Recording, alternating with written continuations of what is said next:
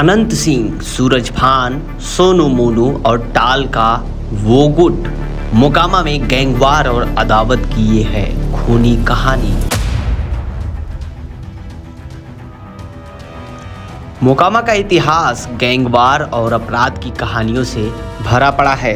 Anant Singh, Surajbhan Singh, Sonu Monu gang और टाल के गुट की अदावत ने इलाकों को हमेशा दहशत में रखा है। हाल ही में दुलारचंद यादव की हत्या से फिर सनसनी मच गई।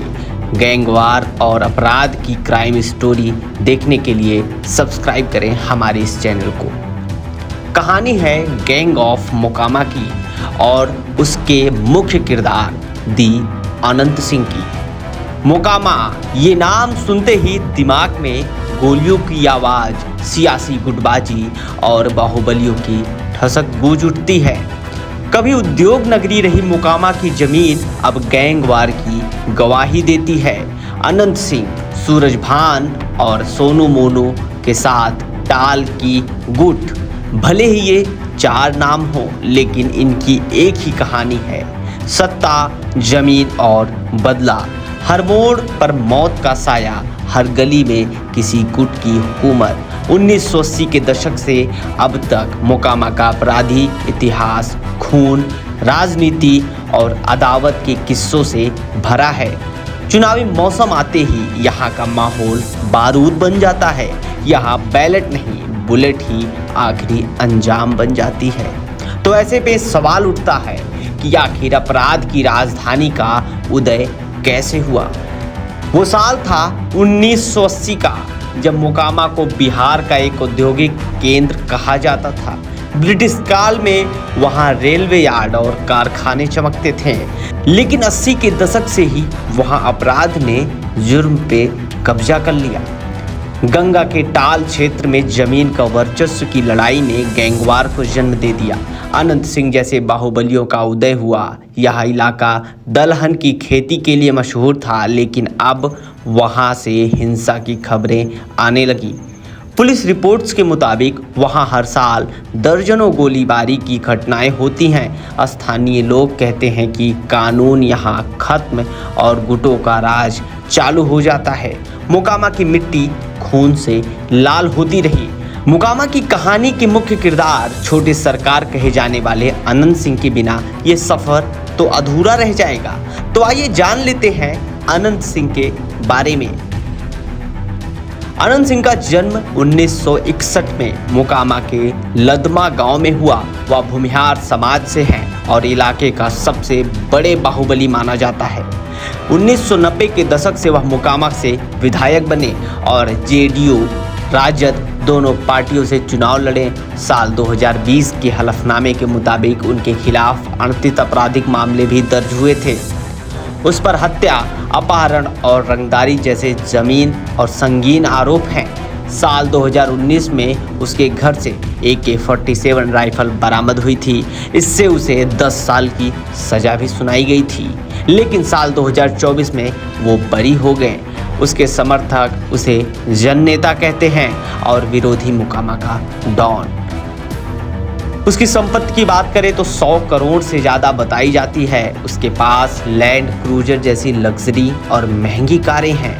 लेकिन मोकामा की कहानी में एक ट्विस्ट है और उसका नाम है सूरजभान सिंह, जिसे पुराना दुश्मन भी कहा जाता है। और पुराने दुश्मन के साथ नई सियासत की पारी चलने जा रहे हैं इस बार अनंत सिंह। सूरजभान भी मोकामा का बाहुबली है। वो साल 2000 में जेल से ही विधायक बन गया था। उसने माफिया अनंत सिंह के बड़े भाई दिलीप सिंह को हरा दिया था चुनाव में। सूरजभान पर रामी सिंह की हत्या का मुकदमा चला।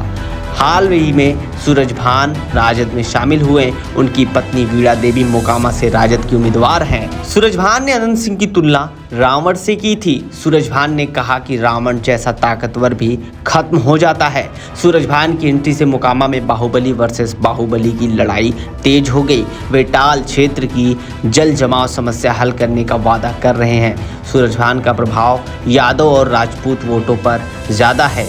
इसके बाद एंट्री होती है सोनू मोनू गैंग की, जिसे चुनौती का नया चेहरा भी बोला जाता है और लोग इसे मानते भी हैं। बात करें सोनू और मोनू की तो ये दोनों सगे भाई हैं।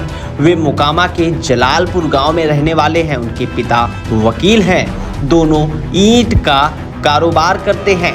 उनके खिलाफ 12 से ज़्यादा हत्या, अपहरण और रंगदारी के मामले दर्ज हैं। इस बात से ये खास बात है कि ये दोनों कभी अनंत के लिए काम भी किया करते थे, लेकिन अब इनके बीच दुश्मनी चल रही है। साल 2017 और 18 में इन दोनों भाइयों ने माफिया अनंत सिंह की हत्या की साजिश रची थी। दरअसल पंचायत चुनाव ने इसके वापसी रिश्ते बिगाड़ दिए। जनवरी 2025 में नौरंगा गांव में इन दोनों भाइयों ने 60 से 70 राउंड फायरिंग की थी। सोनू ने कहा शस्त्र और शास्त्र की परिभाषा सिखाएंगे। मोनू को अगस्त 2025 में एसटीएफ ने गिरफ्तार किया। उनका गैंग यूपी के मुख्तार अंसारी गैंग से जुड़ा बताया जाता है। सोनू मोनू के बाद जो चौथा नाम आता है, जिसको हम स्वयं यमराज कहते हैं, नाम है दुलार चंद यादव। आइए जानते हैं इनकी मोकामा में क्या दहशत रही होगी। मोकामा का टाल क्षेत्र गंगा के किनारे बसा है, जहां दुलार चंद यादव की गुट 1980 के दशक से राज करता रहा। दुलार चंद 76 जमीन कब्जा की, रंगदारी और फायरिंग के मामलों का बहुत बड़ा अपराधी था। साल 2019 में एएसपी लिपि सिंह ने उसे गिरफ्तार किया। उसके खिलाफ कई थानों में केस दर्ज थे। वह बाहुबली अनंत सिंह को ललकारता था। दुलार चंद कहता था कि छोटे सरकार के खिलाफ बड़ा सरकार आ गया है। साल 2025 के चुनाव में वह जनसुराज के पीयूष प्रियदर्शी का प्रचार कर रहे थे। टाल में उनका दबदबा था, लेकिन दुश्मन भी सैकड़ों थे। स्थानीय लोग कहते थे टाल का गुट कभी चोरी से शुरू हुआ था, लेकिन वो हिंसा में बदलता चला गया। दुलार चंद की मौत ने उसके बीच की पुरानी अदावत को उजागर कर दिया और चारों चेहरे, चारों गैंग की गैंगवार और वर्चस्व की लड़ाई शुरू हो जाती है। मोकामा में गैंगवार की जड़ें 1980 से जमने लगी थी। नतीजा ये हुआ कि माफिया डॉन अनंत सिंह और विवेक पहलवान के बीच खूनी रंजिश चलने लगी, क्योंकि लदमा गांव में दोनों के घर थे। गोलीबारी के चलते कई परिवारों ने अपनों को खो दिया। भूमिहार राजपूत जातीय जंग ने आग लगा कर रख दी थी।